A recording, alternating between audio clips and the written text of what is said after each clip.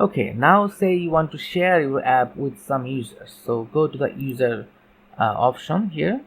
So you want to share the app, you can put the email address here. Then you'll have to click add. Then I'm not a robot option.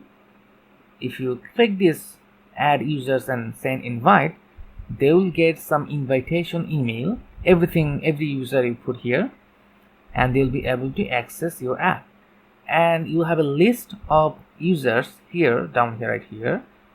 You can choose to like revoke the permission if you want, or and links. Yeah, these browse links, once a user like does have the permission, they can use this browse link to like see the app. Let me show you.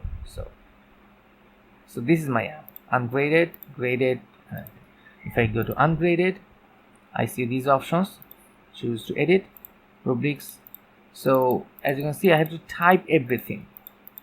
Okay, so but I want to select from a given list. I don't want to type everything because you pretty much likely to make mistakes when you type things. Even a space can create a catastrophe in this app. Okay,